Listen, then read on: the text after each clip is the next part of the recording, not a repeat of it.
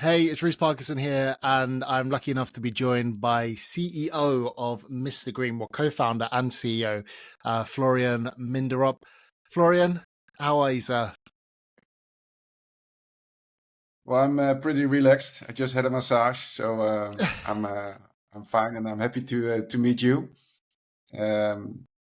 Just watch some interviews with you, so I'm honored that I'm also on your show. Thank you for that. Awesome. Yeah, well, thanks so much. I'm glad you were fresh from the massage as well. I think that's the best way to start Yeah. an interview conversation.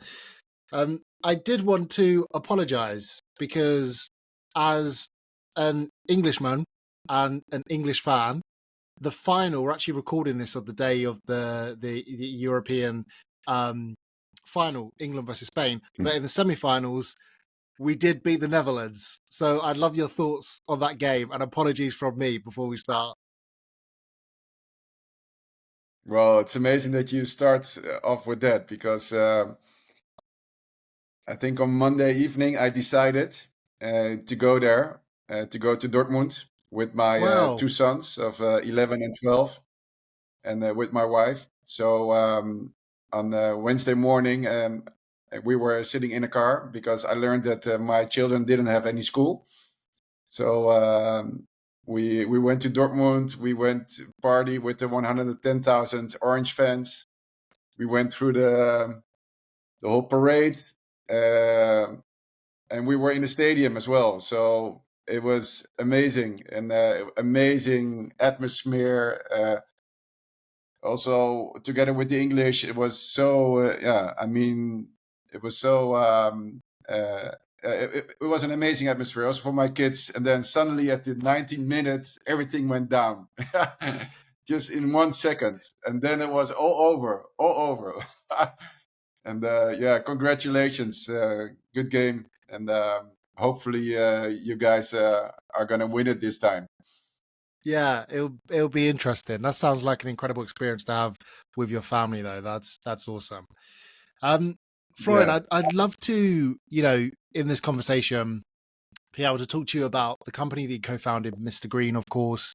I'd love to get into maybe more of the specifics in Europe as well when it comes to whether that's full self-driving and some of the updates and maybe your almost predictions and thought leadership on where you think it's going, and then into your mind when it comes to business and entrepreneurship. I'd love to kind of navigate our conversation down that way. So maybe to begin, you can just explain your journey into MisterGreen and what the company is and the mission, because I know you have quite a bold mission that you're looking to accomplish with the company and already have somewhat.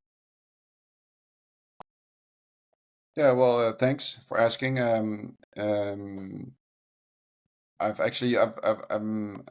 I've been born and grown up in Venezuela, in South America, which is an oil country. That's where my dad had his business. So he was working there for 40 years and worked in the oil industry. So I always loved the smell of oil and the surroundings of oil, the big cranes and the huge industrial parts of it. And I'm obviously from the Netherlands. I'm raised in the Netherlands after my 10th, and I went to study in the United States first a year, and then in Amsterdam I studied economics, and I started at a software startup. I loved the entrepreneurial vibe there, the startup vibe, and then I started working for a bank. I can't remember why I did that, but I did it, and I learned a lot, but I also learned that it was not my cup of tea. And I wanted to do something entrepreneurial again. And then I started working at an oil company. And that's why I learned two things there. One, I can do this. If these guys can do it, I can do it as well. And it inspired me to actually pursue my entrepreneurial dream. And two, how the oil industry is actually working. So not only on a geopolitical way of thinking, but also just how a combustion engine works. and how inefficient actually a gas-powered ICE car is. It's the heat is immense, and the just 1 liter of gas, it only gives you about 10% of of the fuel which is actually being used. The other 90% is actually dissipated into heat. So I started learning, and I thought, you know what? Why don't I start doing something against this world and try to do something in the new world, which is starting, the electric world. I saw a picture of a sun-powered electric car, and I thought, yeah, that looks very efficient. It looks very promising. But at that moment, there weren't any electric cars. There were solar panels, but I came across a two-wheeled scooter called a Segway. And that's where my entrepreneurial endeavor started. I started importing Chinese mock-ups. Then later on, I learned, okay, these are not of very high quality. Maybe I should start importing the versions of the United States. But they were very expensive. They were like 10,000 euros. So I learned that there was actually a guy already doing that in the Netherlands, and then I started renting them out. I learned a lot from that, and after 2 years, I met my co-founder from MisterGreen, and he was selling electric scooters, two-wheelers, from Taiwan. And actually, at the first day I met him, we were actually like, okay, let's do this together. And within a week, we actually started our combined company.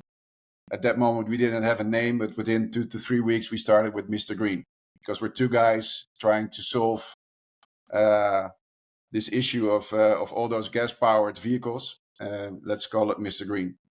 So I think we are both mission-driven. We are both kind of a rebel type of figures who want to do something and fight against the establishment. And I think we found something where we actually put our lives into. We're doing this now for 15 years. And we've been through all this kind of business models. But at this moment, we have a fleet about 5,000 Teslas, and we're trying to build that out to 10 to 15,000 Teslas. And with Tesla actually emerging as not only being a car company, but also an energy and an AI robotics company, we're learning that our fleet will actually, with one software update, will become a robotaxi fleet.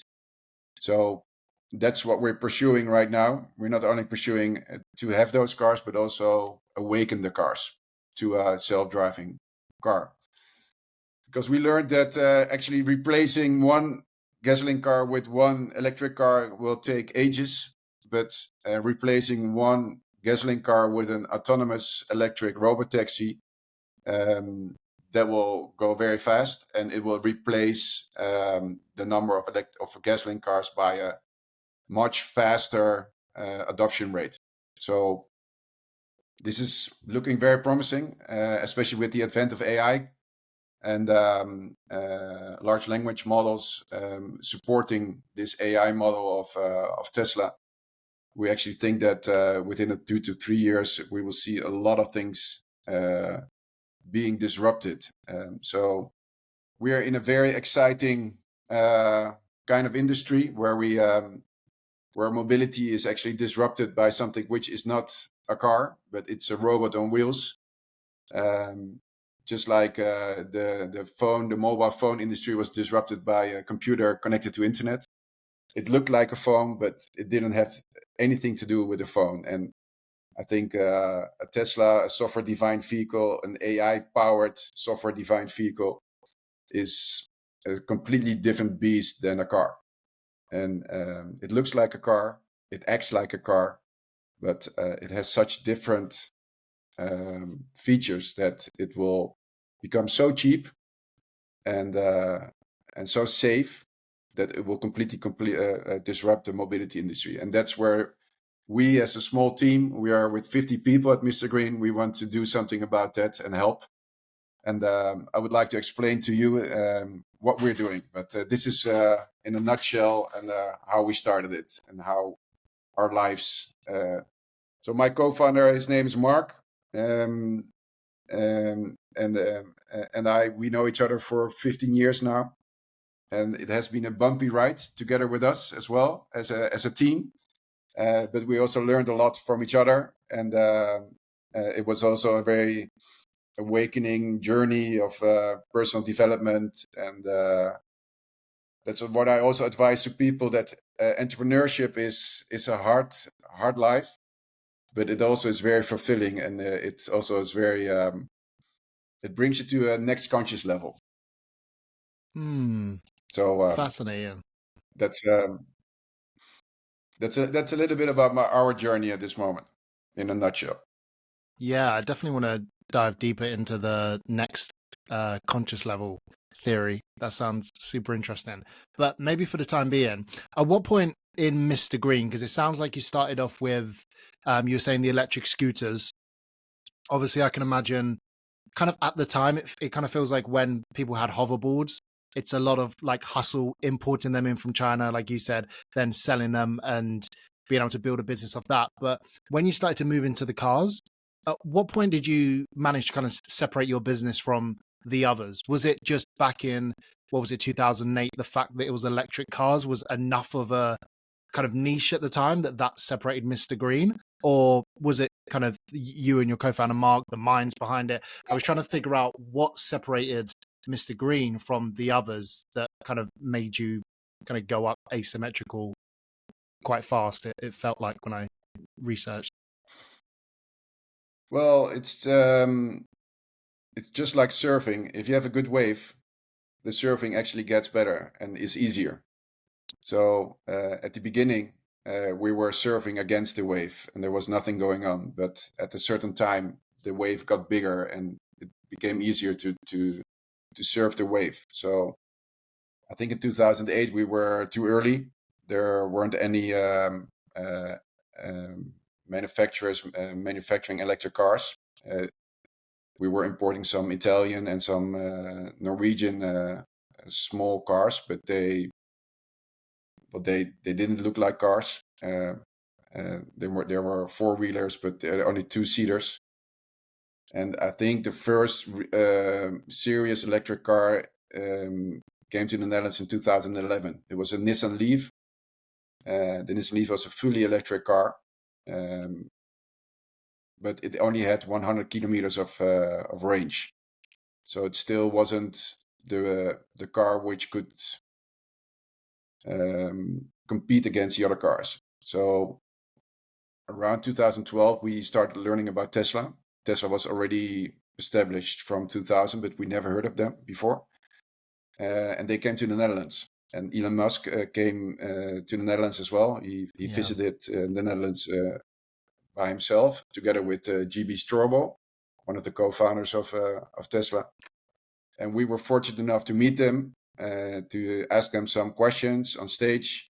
And that was, for us, there was like an aha moment from, okay, but these guys are going to bring a car to the market, which is going to compete against the ICE car. So they came with the Model S, which was 85,000 euros at that time. But it had a sufficient range, and they were going to implement a fast charging network. So those were the two things that actually we were been working on for 5 years in the Netherlands, but it took ages in order to get that network done, and they went very fast. So that was actually the moment that things started rolling. So that was, I think, 5 to 6 years after we started in 2008. And that in that interbellum, that period that we started until we met Tesla, and Tesla was actually delivering their cars in the Netherlands, we did a lot of stuff just to keep the lights burning and getting enough cash in order to pay ourselves. But it was not much. It was not. we always said if we would work that hard and we sold cola cans, we would be a millionaire. And at that time, we just had some cars, and but we had a lot of fun and we learned a lot. And we also learned that this was our mission, this was our path, and with every day coming by, we learned, okay, but we are betting on the right horse, and this is actually we're going to win this change. This change is going to happen. People are going to drive electric cars instead of ICE cars, and the adoption rate will increase with costs coming down. And we learned a lot about batteries, how they work, what the residual values of batteries are, what the economics of batteries are, etc. So it was a long period of not earning a lot, but also learning a lot. And then in 2013, 14, when Tesla came around, we bought 50 Teslas. And that was the start of our leasing company, and also the start of our business actually becoming a real business.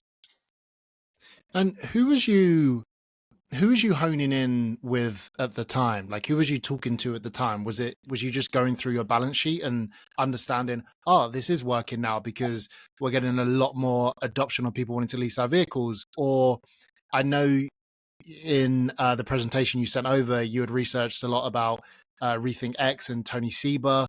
You know, was you diving deep in Tesla Motors Club and these forums, understanding the adoption wave, or was you judging it more off the income that you were getting from the business? Like, what was your source of information that you were tapping into to understand you were on the right side of history? Or was it just that Elon Musk visit to Netherlands that just kind of blew you away?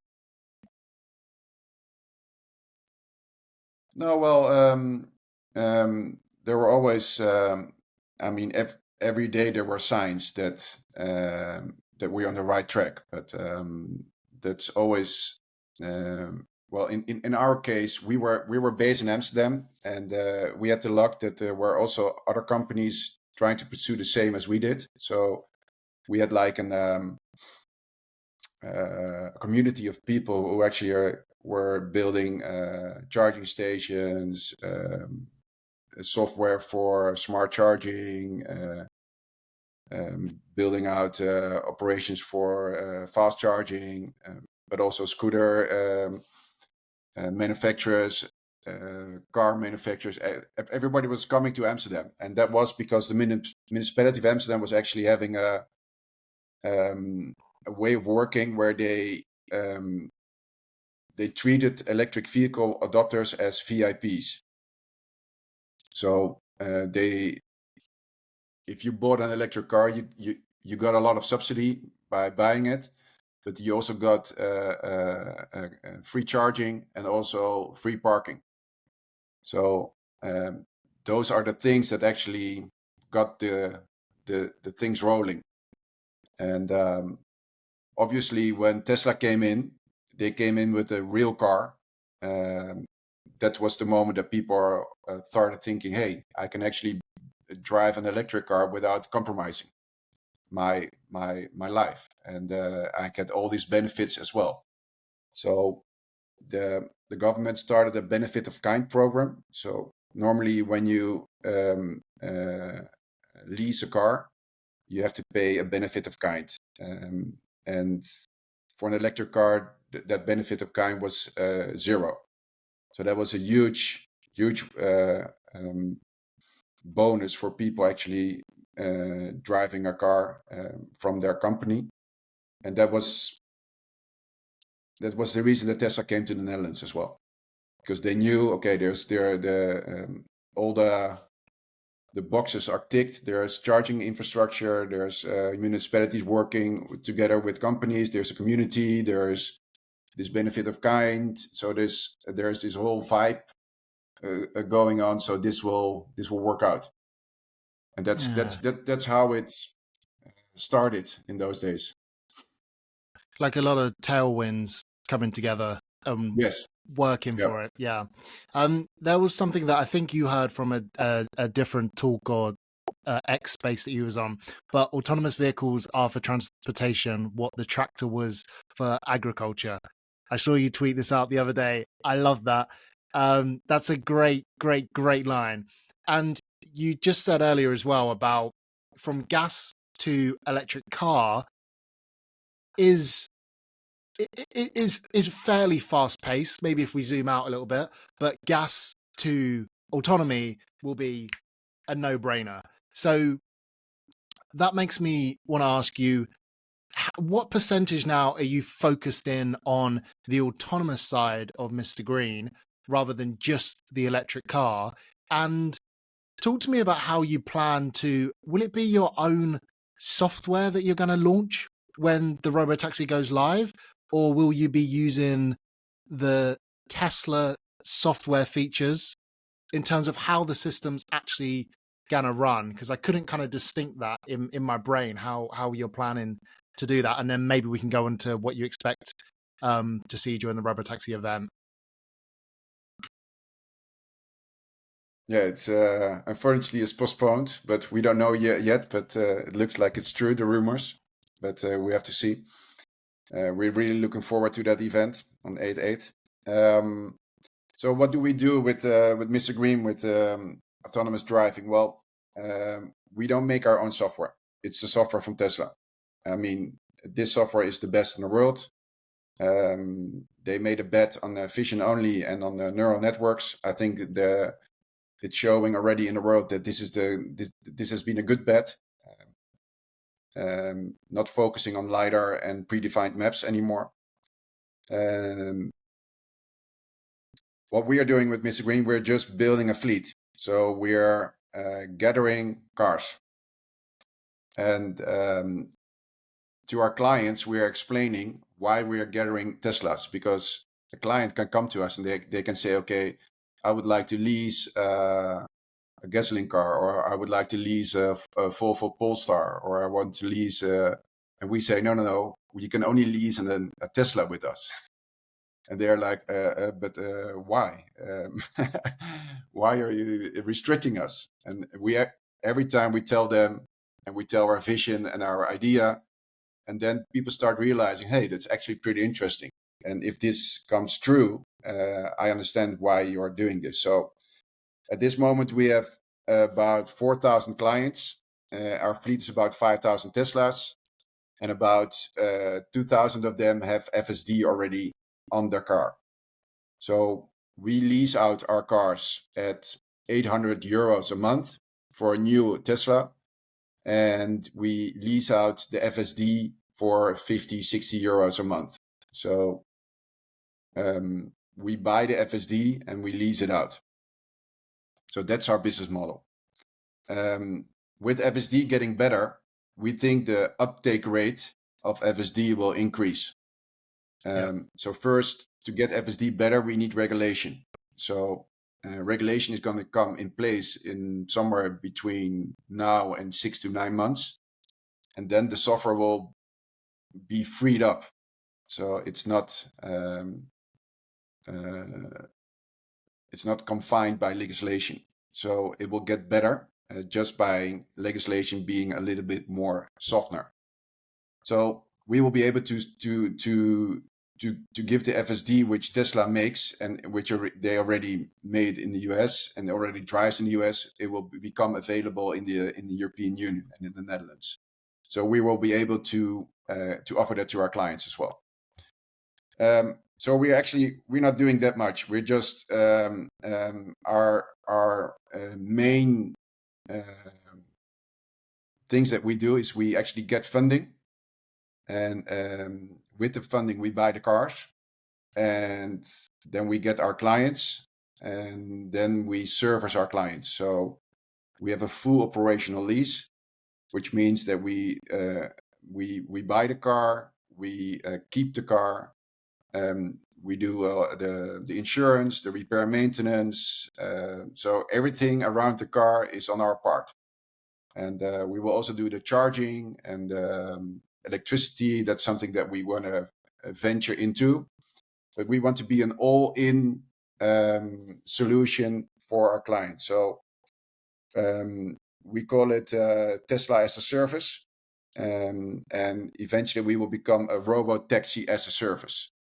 So everybody who wants to start a robot taxi company, they can work together with us in order to set up their own robot taxi business. So we will be at the back end, and we will do every fleet management of the robot taxis. That's what we do. So we are bringing the supply to the robot taxi ecosystem, together with all the energy issues. So that's what we do right now. We have a lot of ideas what we're going to do when robot taxi is there, yeah, that's something that I'm looking forward to, because it's going to change a lot. Yeah, it kind of feels like MisterGreen is almost like a cool option on Tesla. Yes, in a sense, for especially if you're in Europe, or it feels like that, because I mean, we can go into this, but obviously with autonomy, it feels like literally anything can happen. I could speak to you and say I want to have my own fast food delivery service, and I've already beaten the delivery drivers that over here in the UK, the Just Eat drivers, because there's no driver. So essentially, you're going to be this business which is going to have all of these layers that can really do anything almost. And then from Robotaxi, and I'm sure you've thought of this because you seem to be a very long-term thinker.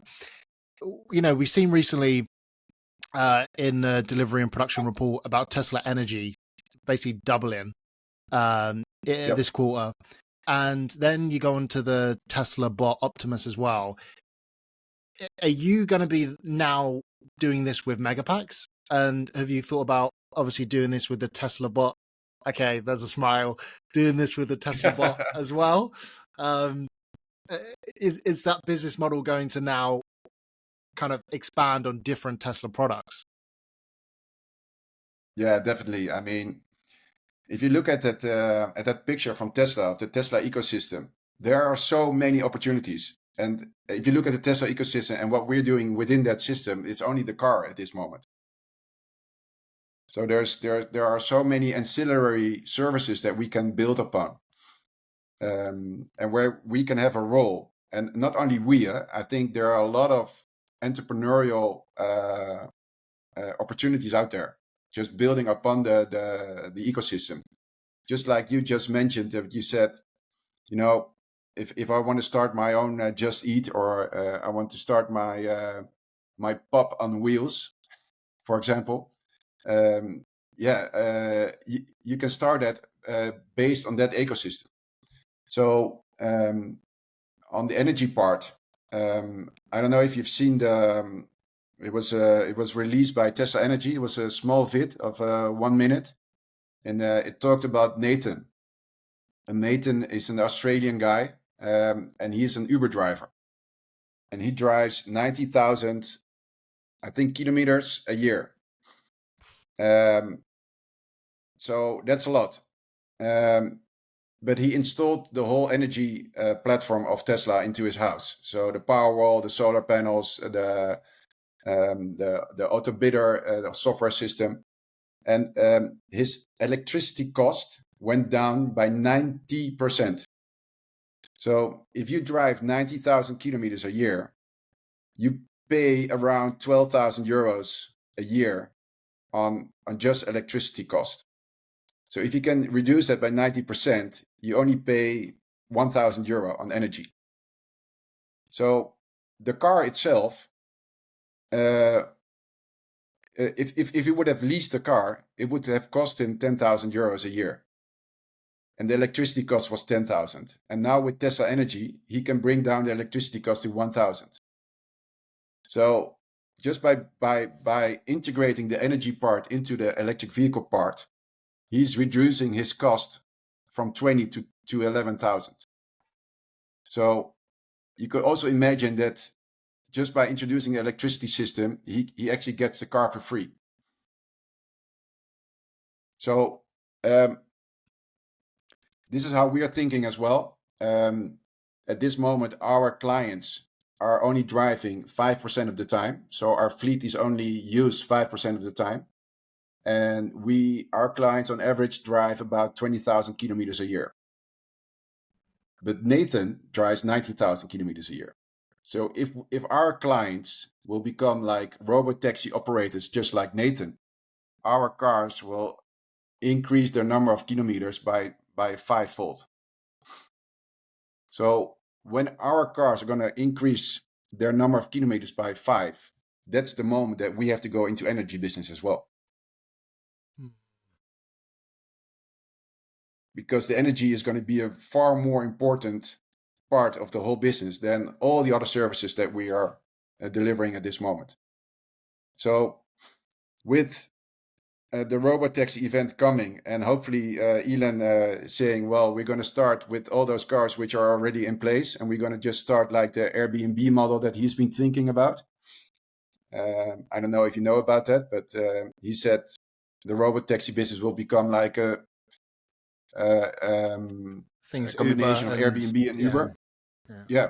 So with our clients, they could become they just drive their own cars, and when they don't drive it, they can use it as an Airbnb model, and they can rent out the car when they're not in there. So that's the moment that's for us. We're going to change as a company as well. And I know Europe kind of gets a lot of slack for its main innovation is regulations. Like, I think there's a different meme on that each week. But do you think this is, you mentioned this, the geopolitical kind of games that people play and how industries move. Is the shift towards clean energy, is this a geopolitical move as well from Europe to kind of not have to rely on, say, Russia for the oil? Like, both businesses that obviously, as great as it is for climate change itself, there has to be form of productivity or something that Europe thinks it can dominate in this. What do you think that reason is? Your business is heavily leaning into that as well. Yeah, well, it's a very interesting question. I think there's a lot of things going on, and well, to keep it to myself, the reason I went into this business was because of geopolitical reasons. I saw there was a lot of things going on, and there's a lot of power around the oil and gas industry. And I think the last 15 years has showed what is actually going on. There's a lot of war going on around oil. It's also oil is paid in dollars. That's not. I mean, there's a lot of to discuss around that reason. We are called MisterGreen because we had a mission to get the world greener. But I also learned along the way that we also could have called ourselves Mr. Green because of the money. I think eventually electric driving will become so cheap, and especially autonomous electric driving, that it's going to be such an amazing business case that it's going to disrupt a lot of industries, not only the car industry, but also the oil and gas industry, and also the current energy providers are going to be disrupted. So, and those guys together are the biggest market in the world, except for the labor market, which Optimus is also going to disrupt. Yeah. But the current markets, the oil industry, the car industry, and they're humongous, and they're going to be affected by this technology. Not only by batteries becoming extremely cheap, but also the self-driving technology, which is being built right now and is ready to be delivered. I mean, the biggest problems are solved. The only problems which need to be solved are regulation problems. And I think we need a true innovation to get European regulation solved. But I think if China will be the leader on the regulation part, they will accept self-driving companies first. The US will follow very fast, and it will be a race.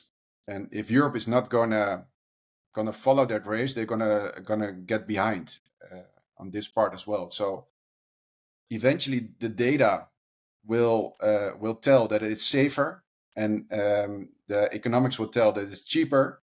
So what is the reason not doing it anymore? And I think that will change faster than everybody thinks. Yeah, I completely agree with you. And I think especially those countries in Europe where you've seen GDP just isn't increasing, you've got population crisis, your Spain's, Italy's, if they can somehow amazing locations, destinations of autonomous driving, it changes tourism, it brings life back into those countries. I see Europe as basically Europe then becomes, which it is now, you guys can live wherever you want to live, but you can just get in a car and say, I want to go to Spain. And you just do that journey like you did to Dortmund. And it's just, take that stress of driving away. And like you've said before, the whole car becomes whatever you want it to become. Just seems like almost this is what's going to make Europe thrive again, in a sense. But Great again. Yeah, great again. Yeah, great again. So I feel like you said yes to the humanoid bot. Cybertruck, do you have any updates on maybe Cybertruck coming to Europe? Because again, that's a regulation issue. And I feel like Cybertruck at MisterGreen, suddenly you'd have every footballer at Ajax, Feyenoord, and PSV asking you to get a Cybertruck. Yeah. Well, don't let my sons hear that we're gonna provide cars to Feyenoord, because they will get crazy. they are hardcore Ajax fans, so yeah. Got it. No, we already ordered hundreds of Cybertrucks, pre-ordered a few years ago, and we think Cybertruck will come to Europe as well. And well, they've been on the Odyssey with the Cybertruck. I went with my boys as well. They were completely. They see the car as normal, For us, it's crazy, but for them, it's okay. Yeah, but they're not surprised or anything. I don't know when it's coming. I don't think it has high priority for Tesla to bring the Cybertruck to Europe. But I don't think it's going to be a regulatory issue at all. And I think the Cybertruck is only showing the world how a car could be made, and it's a test car in order to bring the Cybercab to the world, which will be based on the same technologies. Interesting. So it's almost like almost just a show of first principles in Exactly. This is what can be made. Yeah. There you go. Going to make a striking different vehicle, completely prove people wrong. And this will be the similar format, obviously not size, but that's what you're predicting in October. Feels like it's going to be October now with the Robo Cybercab event. Cybertruck was the warm up to this. Yeah, I can see that. It's almost like, yeah, I can definitely see that. That's an interesting take. Yeah, and I think there are already a lot of technologies which are in the Cybertruck, which will be used for the Cybercab. Drive-by-wire. Well, we don't need a steering wheel anymore, but stainless steel, etc., etc. And let's maybe move on to Europe now, because it'll be interesting. The countries you currently operate in, is that by choice through regulation, and you assessing which countries are most likely to have the early adopters? Because I noticed that my girlfriend's from Norway, and first time I went to Norway, I was like, oh my. It blew my mind how every other car was a Tesla. It was I really needed it at the time, because it's kind of after 2021 and the stock drops quite a lot. And then I go to Norway and I'm like, wow, okay, I'm buying more. But yeah, why the countries that you selected? Was that a regulatory reason, business reason? And where do you see the next countries that you're going to move into and why? Yeah, well, we started in the Netherlands, obviously, because we are based in the Netherlands. For us, it was very normal to go to Belgium. Uh, then we met somebody who was very eager to set up our business in Denmark, and Denmark was actually growing fast, just like Norway. So we started in Denmark. And then the first country we wanted to go to was Germany because it's the biggest country in Europe. And so that's what we did. Right now, we're actually putting our eyes on the US and Australia, and maybe we should rethink our ideas and also go to China. But that's a big leap. Interesting. And what would the business need, like the jump to China and the US and Australia?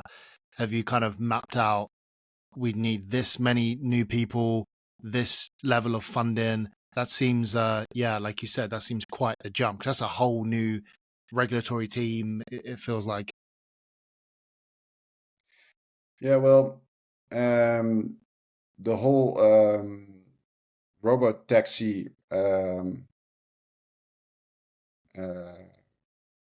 world or new paradigm is coming to us faster than we thought. So if you would have asked me 3 years ago, when will robotaxi launch? I would have said, I think somewhere 2028, 29. If you ask me right now, I would say, well, I think they're going to launch in the next quarter or the beginning of next year.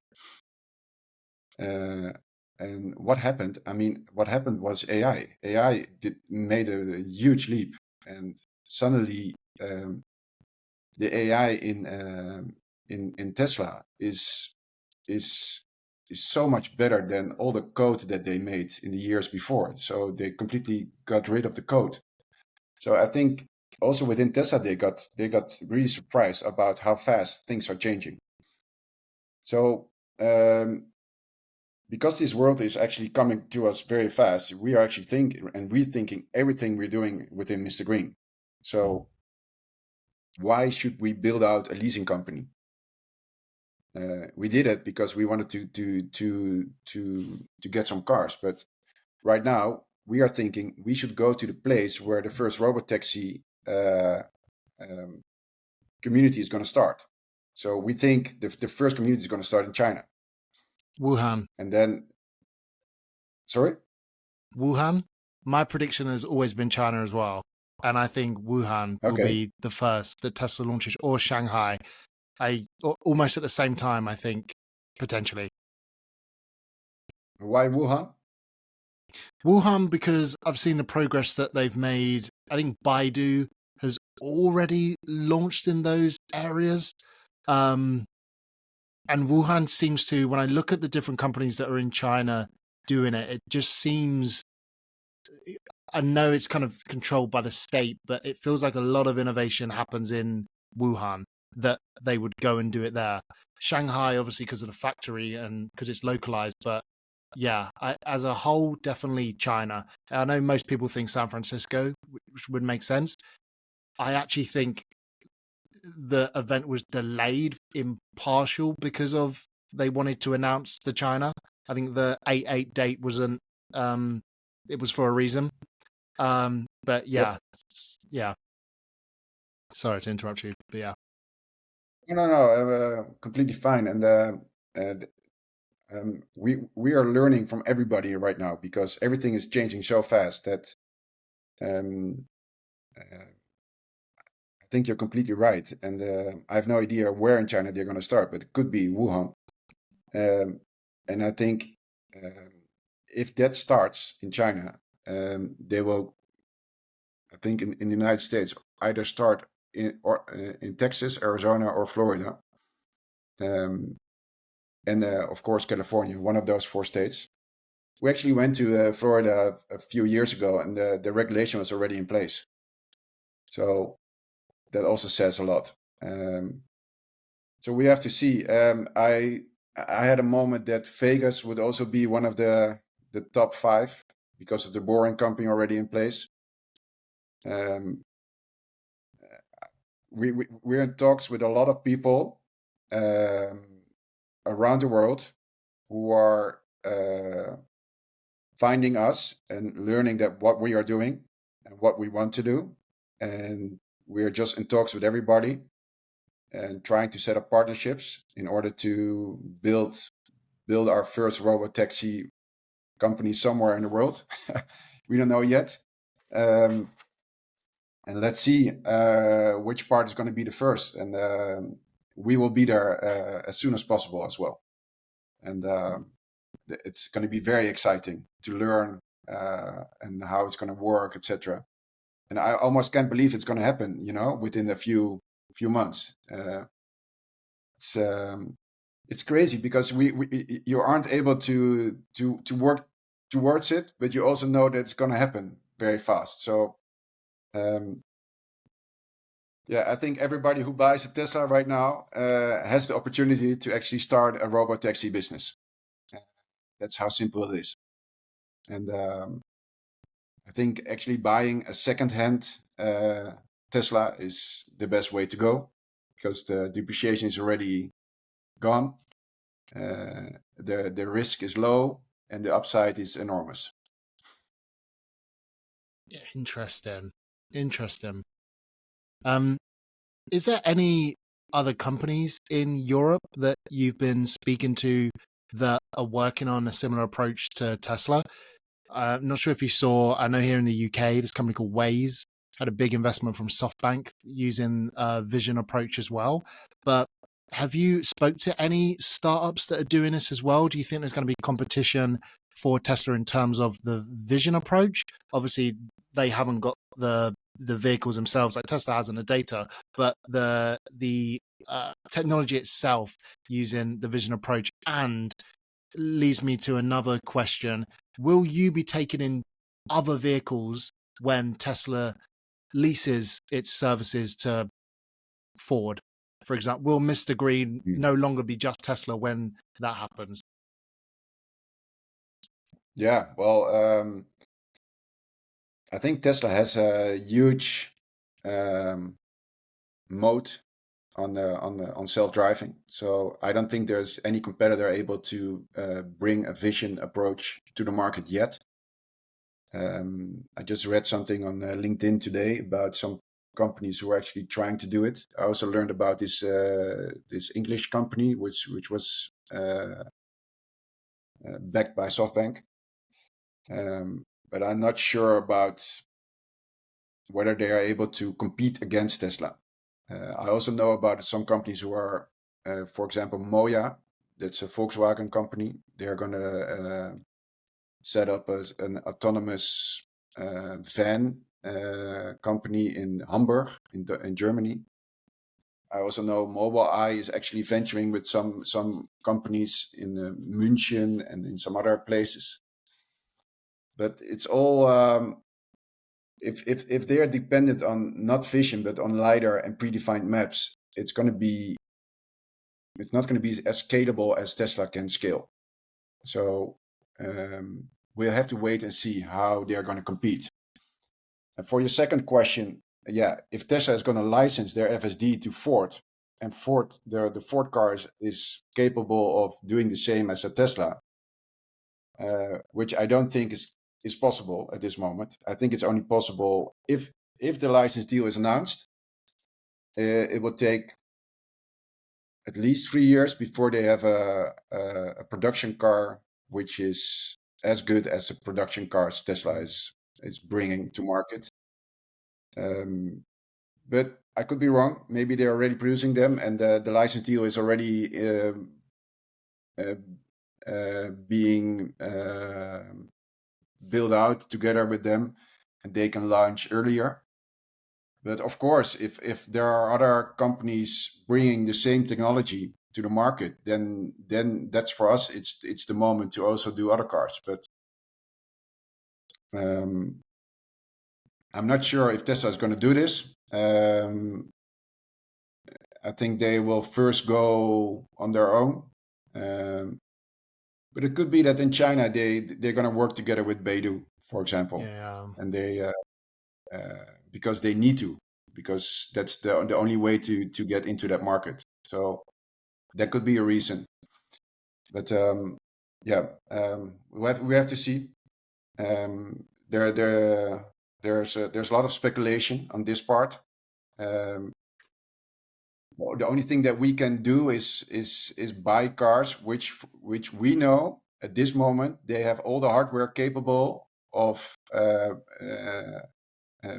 being awakened by a software update and put into this network. And the only car which is able to do that is Tesla at this moment. But we will be very happy if there is an iPace also doing this. Well, not an iPace anymore because I think they are bankrupt. But a Polestar, or I don't know what. But maybe we will see some Chinese companies actually licensing FSD earlier than we think. Could be. Yeah. I have no idea. Let's see. I can see that. I'd love to get into your entrepreneurial side as well. I mean, you said something interesting when we first started speaking about entrepreneurship brings you to like a next consciousness. Maybe you can explain that in more detail, maybe give some examples.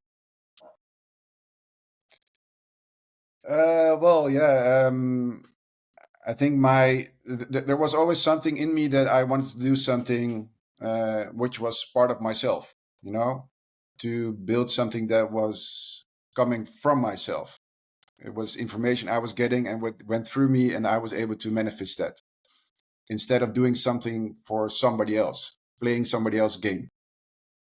So when I was a child, I always played my own games. I tried to play my own games. I played soccer a lot, but I tried to play soccer on my way, if you understand what I mean.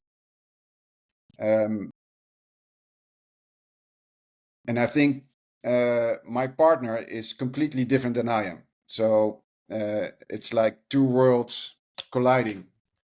And in the beginning, we had a lot of stress and a lot of fighting going on and not understanding each other, but also a lot of love and inspiration and energy going on between us.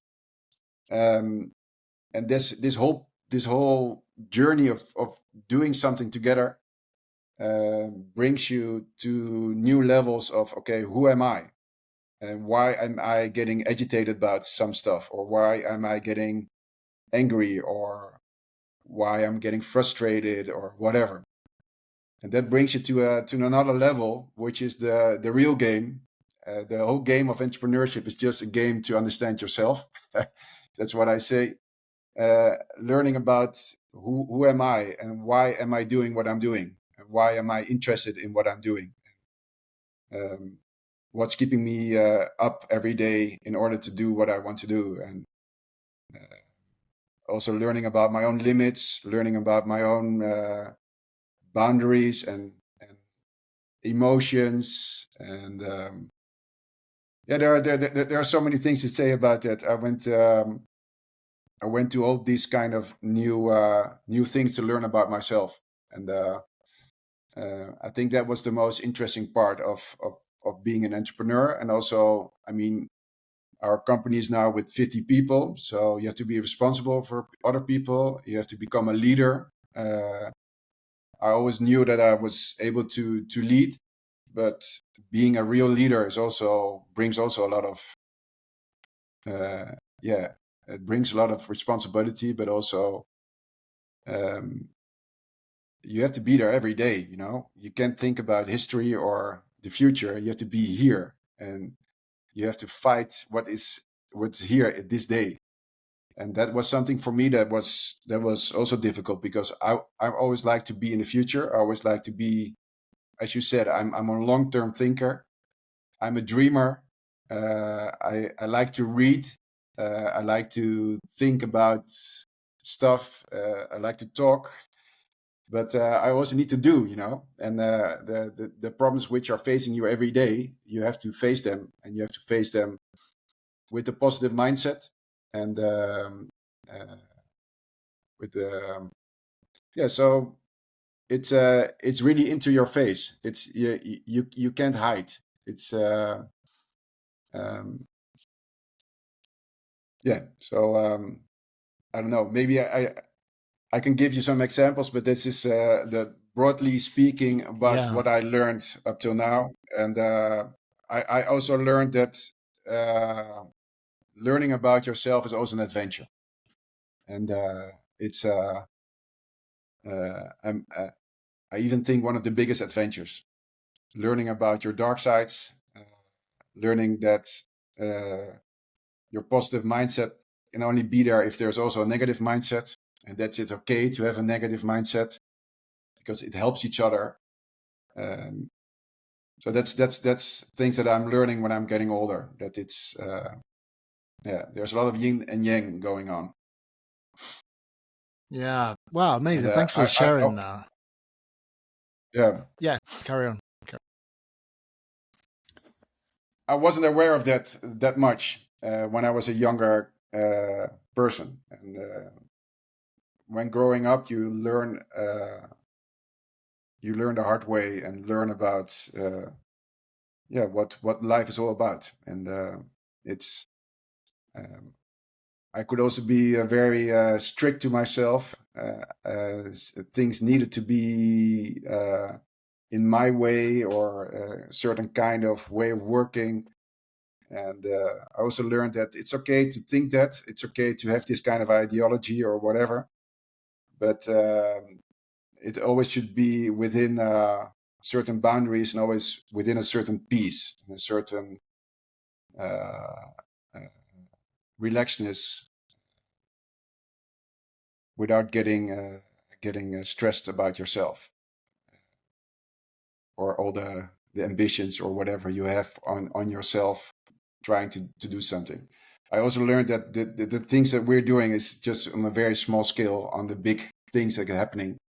And there's a lot of things happening in the world where you don't have any, I mean, you just have to accept a lot of things as well. You can't change everything. Yeah, no, that's so true, and I can relate to a lot of what you were saying, especially as a kid. I used to do the exact same thing. I used to make the whole World Cup football groups, and I would play with 2 goalposts just myself and complete the whole World Cup into the final. So play football just on my own and play the final on my own. Like, I definitely agree with that, like in terms of what that sets you up for in terms of your mindset. Almost try and do everything by yourself because you just rely on yourself almost. But and Venezuela as well, I didn't quite understand that your dad was born in Venezuela and you moved over there when he got the job in oil. And maybe if you can go into what's some of the, if that's the case, it sounds like especially back then, that must have been quite a bold move for your dad. What did you learn from your dad in terms of entrepreneurship, especially if he was brave enough to go all the way there back then? Yeah, well, may his soul rest in peace. He passed over like 3 years ago, and I learned a lot about that. I also learned a lot about my dad the last year he was alive, and how his relationship with his dad was. My dad is Dutch, and my family is Dutch, but on a young age, he was already driving a motorcycle. He was a cowboy, and he wanted to explore the world. And his dad always said to him, you should explore the world. It's something that you want to do, so go ahead and do it. And so he explored the world with a boat for 3 years on a big, how do you call it, cruise ship. He was one of the sailors. And he went everywhere. And he also learned about Venezuela. And it went into his heart. So he said, I want to live in Venezuela. So my mom was a stewardess. She also flew around the whole world in those days, in the 60s. What's the name of that movie again? With Catch Me If You Can. Leonardo DiCaprio. no, the Gambit, The Gambit. the chess player, Oh. the Great Gambit. No, it's about this girl who's a world-class chess player. Well, that movie is all about that time period. It's amazing. People are still smoking in the planes, and The did you Queen's find it? Queen's Gambit. The Queen's Gambit. Queen's Gambit, Yeah, exactly. Yeah, that's it. yeah. So that was the period that my dad and my mom, they actually moved over to Venezuela. Venezuela was booming because of oil, and we went to international school there, British school, and yeah, he built out his business there. And the moment the British school closed down, my mom said, we're going to back to the Netherlands, and my dad said, I will join you, but give me 1 more year to finish things up here. And that year actually went over to like 30 years or something. So he came over to the Netherlands and went back to the Venezuela every 3 months. So that's how I was raised from my 10th.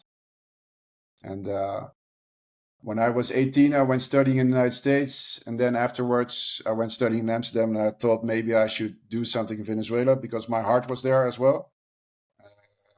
And I had an amazing youth there. So I thought maybe I have to do something in Venezuela. But I've been there for, I think, 6 months, thinking over, should I actually be involved with my dad and his business? And I learned, no, this is not going to be my trajectory. It should be something else. So that's the moment I went back to the Netherlands, and I started with the bank, I believe. It's around that time. Okay. So that's my history with Venezuela. But the whole Venezuelan thing also learned me a lot about geopolitical stuff. And the situation in Venezuela right now is terrible, and it's amazing what's happening there. And there are a lot of theories around the whole terribleness around there. But yeah, it's definitely something that affected me as well. Like seeing what's happened there has affected you, or in terms, yeah, right. Yeah. So what happened to the country? I mean, the country completely went down as a country. The whole society just completely crashed within 5 years, maybe 5 to 10 years. Yeah, it's crazy how that can Amazing. happen It's so crazy. fast. Yeah. And when you look at you mentioned anyone can start their own robotaxi business, right? When you put on your business kind of mindset, is that because it kind of follows all of these tailwinds of great opportunity, great timing, geopolitical reasons as well for that, clean energy? Your advice to someone that's watching this that is thinking about doing that, do you just say, just do it? I mean, for MisterGreen, did you have capital? Was you playing with capital that was from like VC, or was it family capital that may have stressed, I don't know, your wife out? Like, you're starting this whole new business, you're leaving the banking field. What are you doing, Florian? Like, what was it that maybe some of the things that you did through MisterGreen you could share to give advice to people that are potentially looking at this opportunity as an opportunity to, start their own business? Well, I wouldn't advise anybody what we did. We bootstrapped everything. So it was the long and the hard way, but we managed, and we are in a very capital intensive business right now. And we're talking with a lot of people who are actually finding us, and we're trying to explain how we can work together. And of course, we have a lot of knowledge, We have the infrastructure in place already, and we can talk with anybody who's willing to set something up to do that in a more easy way.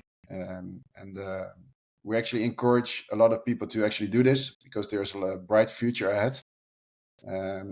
That's also one of our missions, is to inspire other people to go ahead and see what is actually possible within this ecosystem that Tesla is building. So that's why I'm also doing this kind of interviews, to actually show people what we did, and to have people come to us and start a relationship and see how we can work together. So I've learned a lot of people around the world because of these kind of interviews. People who have the same ideas, who are still struggling. What's gonna go? What's gonna happen? What do I need to do? And I just try to help and see how we can partner. And yeah, well, with the event coming, we will learn a lot more about what's possible and where you need to start. That's going to be key. And then, Florian, maybe one last question before we wrap up. Does MisterGreen hold the stock? Does Florian Minderop hold Tesla stock as a shareholder? Yes. Okay. Yes, I'm with MisterGreen. We are all in on Teslas. We with MisterGreen, we don't hold any stock in MisterGreen. But me personally, the money I have outside of MisterGreen is predominantly Tesla invested. I'm a big fan. I'm a big fan of Elon. I'm a big fan of the Tesla community, but also his other endeavors. I mean, the whole SpaceX thing, Neuralink, etc. I'm tempted to invest in those companies as well if I get the opportunity. Yeah, same. Do you have access to the private markets, or have you found? Yes, I'm getting more access to them, and I know my way right now.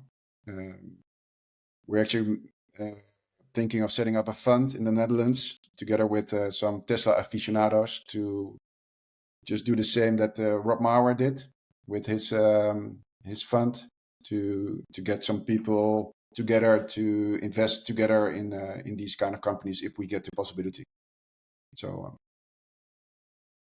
Interesting. Yeah, that's fascinating. I think I know one other Tesla influencer that I think has his own VC in Netherlands, yeah, which is Rob Mauer. So is that headquartered in, that's First Principles Group, isn't it? Is that in the Netherlands? Yes. It's in the Netherlands. No. So I was just mentioning the First Principle groups, which is founded by Rob Mauer, and we are inspired by what they do. So we are also thinking of setting something similar up here in the Netherlands. We started with our own podcast, Tesla to Mars. It's a Dutch podcast. We just did 3 episodes or 4. And we're just trying out, because we also have a community from investors with MisterGreen and clients, and we're doing this for 15 years. We thought maybe we can also do other stuff around this. So yeah, just follow me, and I will let you know when we're going to do some stuff and some new ideas. But firstly, we're just going to focus on robotaxi. That's the first thing that we have in mind. Awesome. Florian, thank you so much for your time. Really appreciate it. We are, as we mentioned, recorded this before the Euros final. So I need to ask you for a prediction, because you're either going to look like a genius, or we'll see when this video comes out. But what's your thoughts? Spain or England? Ooh, I think it's going to be a draw, and it's going to be penalties. It's going to be amazing, and I think England is going to win. I don't know why, but Wow. they they are boring, but they have a lot of luck. And they are amazing. I mean, they have this skill. I mean, who is this guy? I never heard about him. Who scored 2-1 against us? It was amazing Oh, goal. Watkins. Ollie What's it? Watkins. What Yeah. Watkins. He's amazing great. goal. Yeah, so good. Yeah. There's so much skill in that team. So and they completely wiped us away in the first half. It was Yeah. really good football. So Yeah. I think England. Yep. But Cool. after penalties, and We'll take that. Florian, thank you very much, sir. Appreciate it. I'll put all the links that people can follow you in the description. And yeah, hopefully speak to you soon.